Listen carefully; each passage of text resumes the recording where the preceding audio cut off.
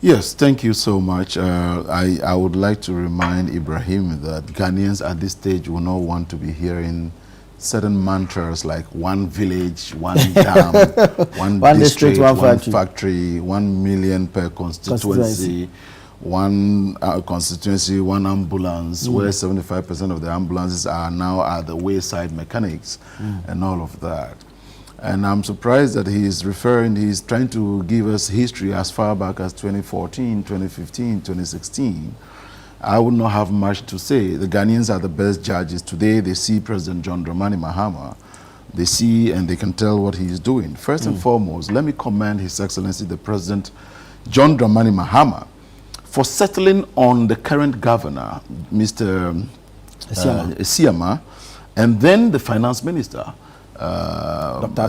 Atuforsen, who hitherto, if care wasn't taken, but for the likes of, let's say, even Jakba, certain characters would have put these people behind bars for no reason. And this is the kind of good leadership Ghana would have been denied if not for the vigilance, the forthrightness, the faithfulness of certain people. We saw was machinating to put people behind bars and was recorded and all of that. So thank God for the life of Atuforsen and the Siama, and the president, of course, for his resolve, knowing that these are people who were credible and capable of helping him steer the affairs of Ghana.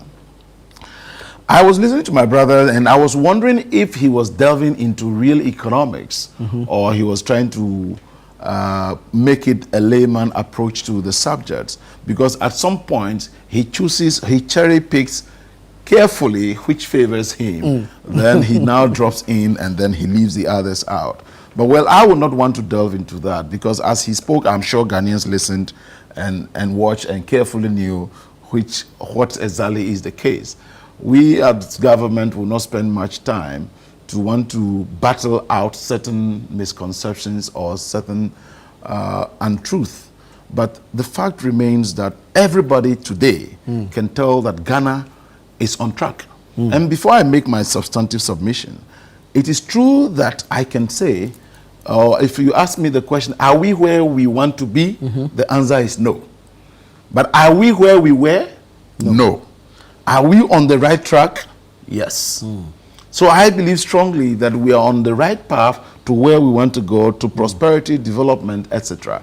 Today, as we speak, everybody can confirm that Ghana, the whole country, has become a construction site. And the president has not minced word to let us know that it will take him 2 years for that kind of construction to be very visible and meaningful for everyone to know.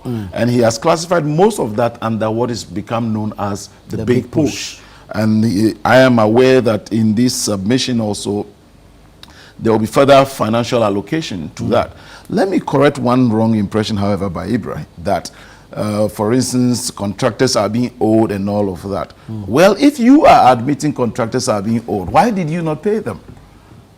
But may I let you know that contractors, as of even a month ago, government paid over close to 40 billion cedis.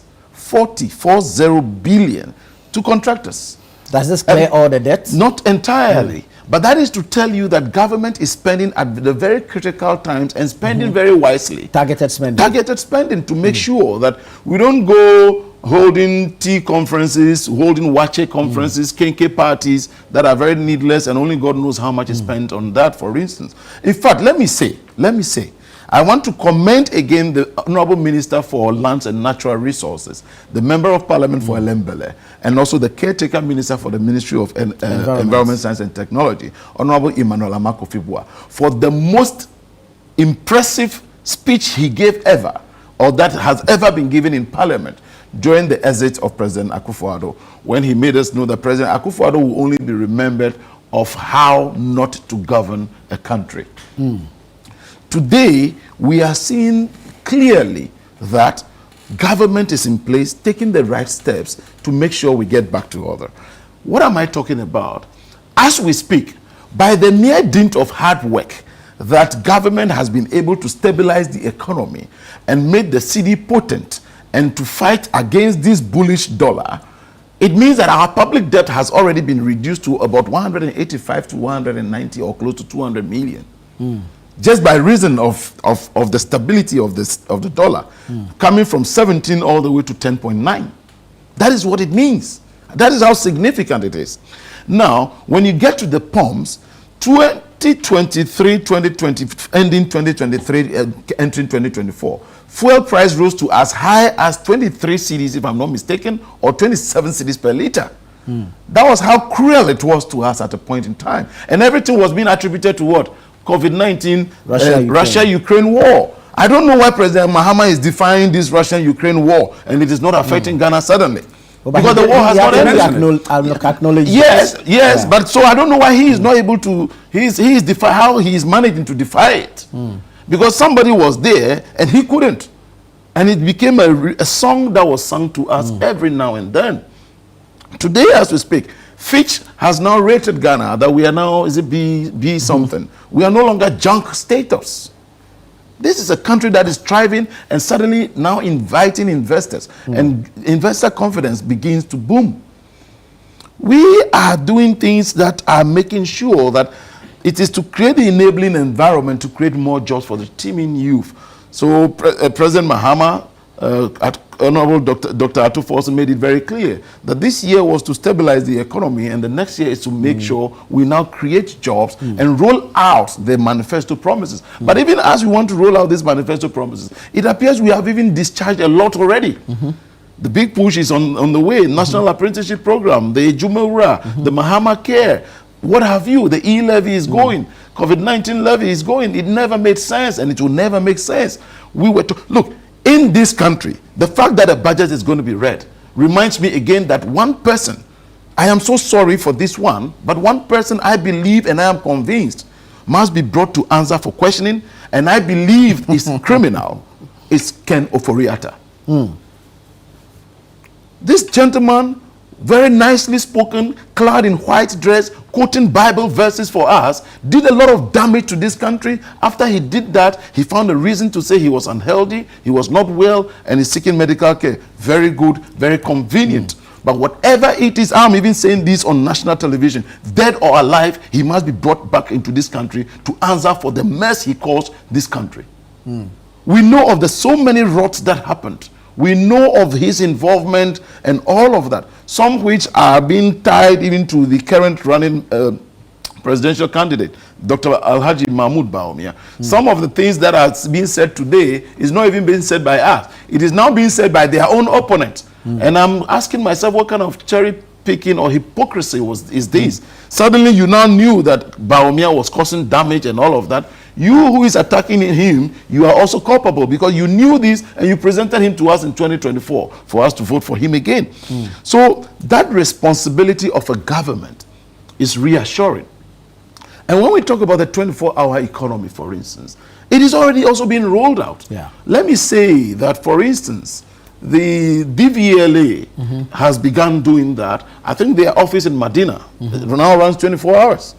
They intend to roll it out at every regional office. So things, you see, that is why, if you recall, when the NPP rolled out the free SHS, many people, there was a huge outcry that it's a good policy. But how you were rolling it out was disastrous. It was ill thought through. The implementation was very problematic. You should have rolled it out slowly. You could start from the very deprived schools, then in the rural areas, then in phases. Then, as I speak to you today, my ward is in one of the secondary schools. They are living with rodents. They are living with cockroaches. They are living in buildings that have not seen maintenance for over 8 years, not even painting. Their washrooms are in a mess. Even places for visitors, when you parents go to those schools to visit, mention them, call them category A, B, C. They are all in a mess.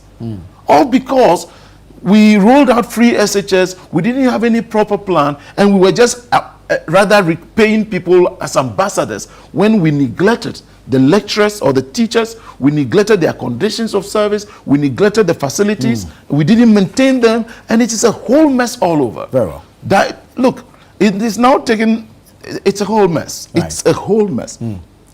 Let us be very grateful that for the first time, we have a finance minister who is not quoting the Bible anywhere, who is not clad in white, who is not soft-spoken. Oh, but he's quoting the Bible about him. Look, I told you earlier, where we do wrong and we use the Bible is what has put us where we are. I am a strong Christian and a believer in God, but do not come to brainwash me using God. For instance, when you wrong me, then you say, oh, fama nyame, oh, fache no nyame say. Please stop that nonsense. God has given us all the functioning brain. So that is what Ken thought he was doing, and that's what he did. He did it so well. It is the reason why even the president believed that he can sway us in a way to say that I'll build for God a cathedral. He has scammed God, hasn't he? The president scammed God.